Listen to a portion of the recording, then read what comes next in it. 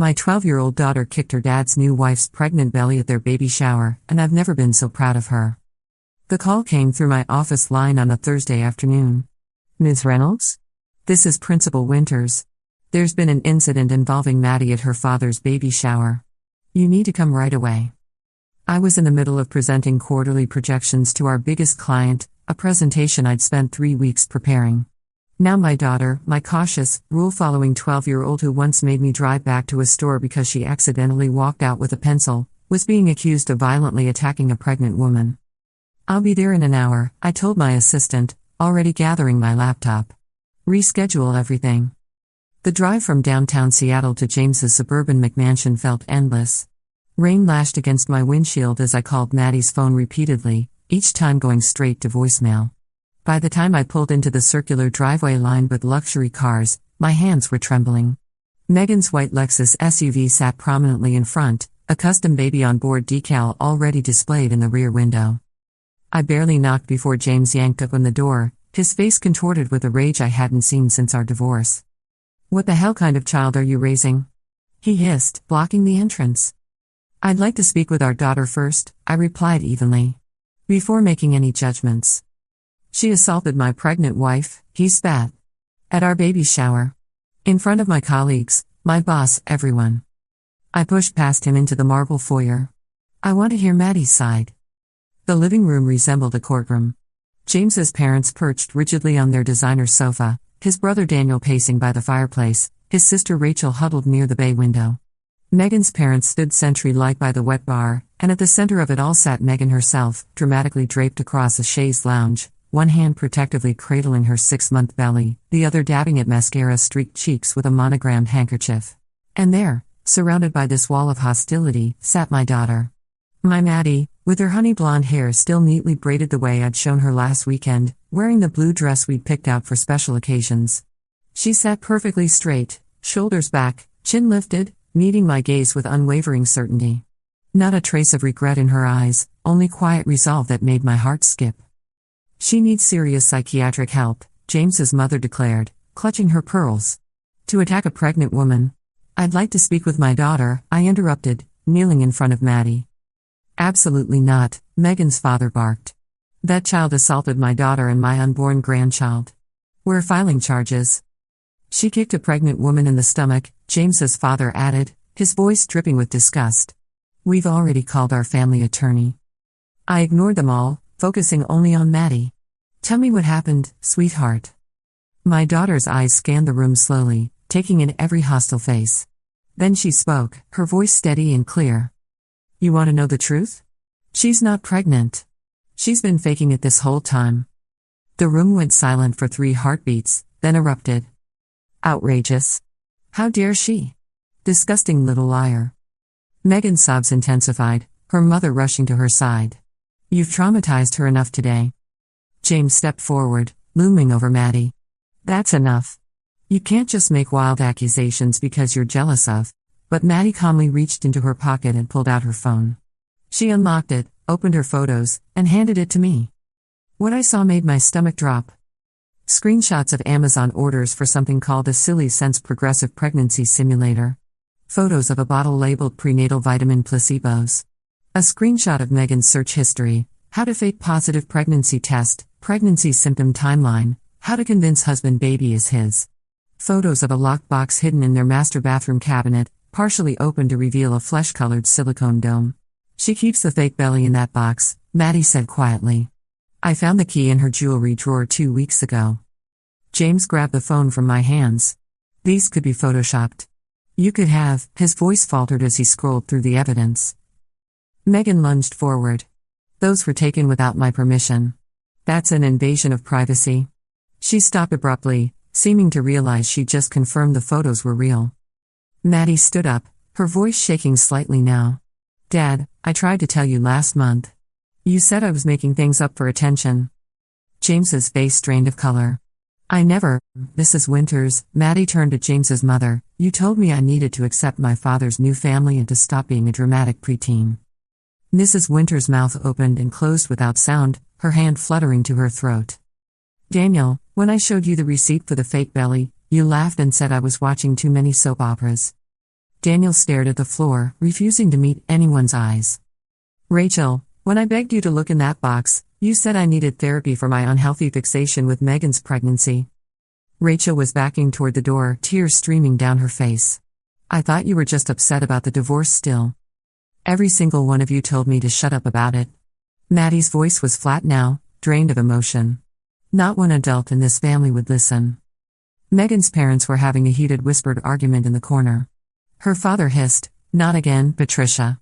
You promised she was finished with this after the Andersons." The word again hung in the air like smoke. "But that's not even why I kicked her," Maddie continued, cutting through the tension. Everyone froze. "What do you mean that's not why?" I asked, feeling my pulse quicken. "Last night I found her in Lily's room, telling her that once the baby comes, she'll be sent to boarding school because babies need all the attention." My blood ran cold. Lily was James's 7-year-old daughter from a brief relationship between our divorce and his marriage to Megan. Megan's mask finally slipped. That nosy brat was going through my things. I was just explaining consequences. James spun toward her. "What did you just say about my daughter?" For the first time, real fear flashed across Megan's face. Maddie was crying now, silent tears tracking down her cheeks. This morning at the shower, I heard her telling Lily that she'd have to go live with her real mom soon because the new baby needs her room. Lily doesn't even have a mom to go to, she's in a rehab facility in Arizona. "I tried to tell you again, Dad. You said not now, it's Megan's special day." She wiped her tears with her sleeve. "I knew nothing I could say would make you listen. So I did the only thing I could think of. I waited until she was opening gifts, and I kicked her fake belly as hard as I could." Maddie looked directly at her father. "I knew it wouldn't hurt a baby because there is no baby. And I was right." She reached into her other pocket and pulled out a torn piece of beige silicone. This fell out when she ran to the bathroom crying. "It's part of the fake belly." James took the piece of silicone, turning it over in his hands. The room was deathly quiet. Maddie spoke again, her voice small but firm. "We're children. And every adult in this room chose her over us." I called Child Protective Services immediately. Megan's family surrounded her, whispering frantically about dropping charges and keeping things quiet, but I wasn't listening. While they strategized, Megan slipped away to the master bedroom. I don't know what she did in there, but 15 minutes later when the CPS worker arrived, Megan emerged looking remarkably composed, her phone clutched tightly in her hand. The next 3 hours were a blur of statements and photographs. I took both girls to my apartment while the investigation began. But at 10 p.m., my phone rang with a number I didn't recognize. "Ms. Reynolds? This is Detective Pearson with the King County Sheriff's Office. We need you to come to the station right away." I arranged for my neighbor to watch the girls and drove to the police station with my stomach in knots. What had Megan done now? The detective met me at the front desk, her expression grave. "This way, please." She led me to a small interrogation room with nothing but a metal table and 2 plastic chairs. She slid a manila folder across to me. "Ms. Reynolds, are you familiar with these messages?" Inside were screenshots of text messages supposedly between Megan and me. The messages showed me encouraging Megan to put Lily in her place and approving of her handling the situation with Maddie. One message read, "Do whatever you need to with my daughter. She needs discipline I can't provide while focusing on my career." I stared at these messages I had never sent, my hands shaking. "These are fake. I never wrote any of this." The detective watched my face carefully. "These were found on Mrs. Winter's phone after she reported the assault on her person. She claims you've been conspiring with her to discipline the children while you're building your career." The realization hit me like ice water. Megan was trying to drag me down with her, making it look like I approved of her behavior toward the girls. "I want my phone records pulled immediately," I said. "And I want a lawyer." Within an hour, my college roommate Elena, now a family court attorney, was sitting beside me while a tech officer photographed my phone and took my fingerprints. "They're investigating you as a potential accomplice," Elena whispered as they swabbed the inside of my cheek for DNA. "Megan is claiming you knew about her treatment of the girls and approved of it." For the next 4 hours, they questioned me about every interaction I'd ever had with Megan. When did we first meet? Did we communicate regularly? Had I ever discussed disciplinary approaches with her?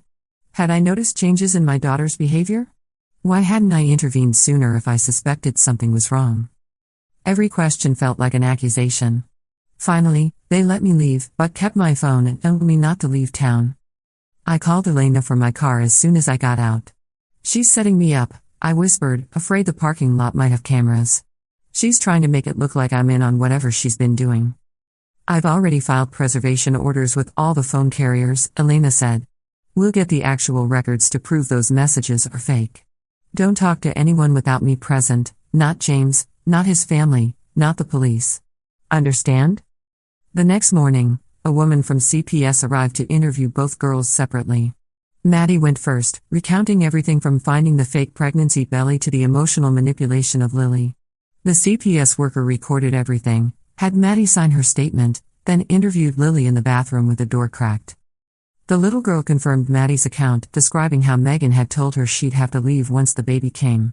She said Daddy would love the real baby more than me, Lily whispered, clutching a stuffed unicorn I bought her for Christmas. As the CPS worker was leaving, my phone rang, Elena calling from the digital forensics office where they'd been analyzing my device. Good news, she said.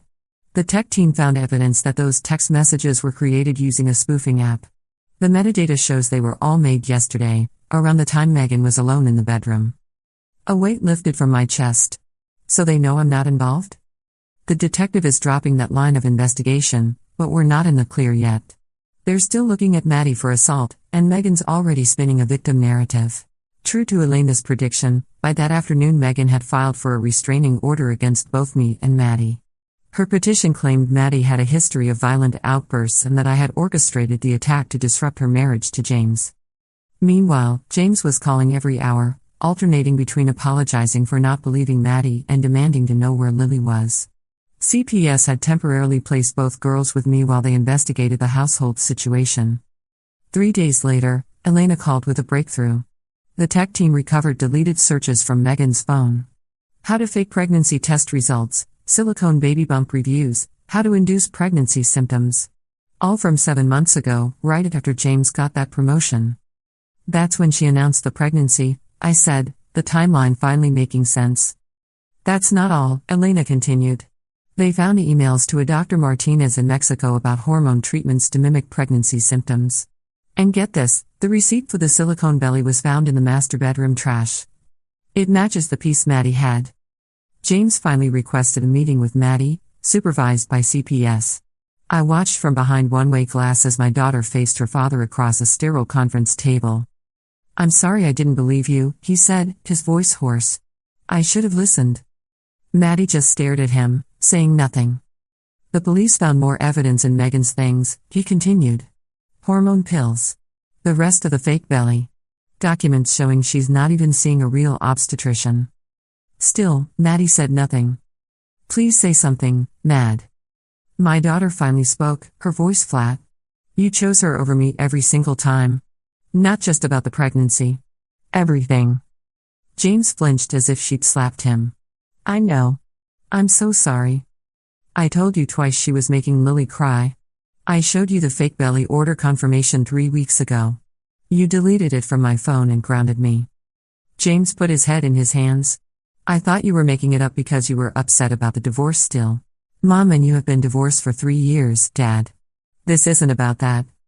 The CPS worker ended the visit when James started crying. Maddie walked out without looking back. That night, after both girls were asleep, I sat at my kitchen table reviewing the mountain of documents Elena had sent over. Police reports. CPS findings. Preliminary court filings. The case against Megan was building, but Maddie was still facing potential charges for assault. My phone pinged with a message from Elena, call me. Major development. Elena answered on the first ring. Megan's parents reached out. They want to meet privately tomorrow. Why would I agree to that? Because, Elena said, they mentioned this isn't the first time Megan has faked a pregnancy. The meeting took place at Elena's office the next morning. Megan's parents looked exhausted, her father's hands trembling as he placed a folder on the conference table. 2 years ago, Megan did the same thing in Portland, he said without preamble. She was engaged to a divorced man with 2 daughters. When the older girl started telling people Megan wasn't really pregnant, she claimed the girl was emotionally disturbed and needed residential treatment. He slid the folder toward me. Inside were medical records, court filings, and eventually a sealed settlement. We pay that family a significant amount to keep quiet, Megan's mother said, her voice hollow. We thought the therapy was working this time. And before Portland? Elena asked. San Diego. A widower with a son. Megan's father looked down at his hands. We moved her to Oregon after that family threatened legal action. My mind was reeling. Why are you telling us this now? Because we don't want Maddie charged, her mother said. She was protecting her sister. We'll drop all charges if you agree not to pursue anything further against Megan. Elena and I exchanged glances. That's not how this works, Elena said. CPS is already involved.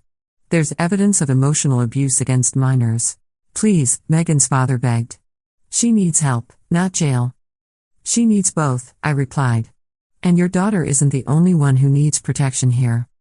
The next day, Megan was arrested for fraud, identity theft. She'd been using a stolen medical ID for fake appointments, and emotional abuse of a minor.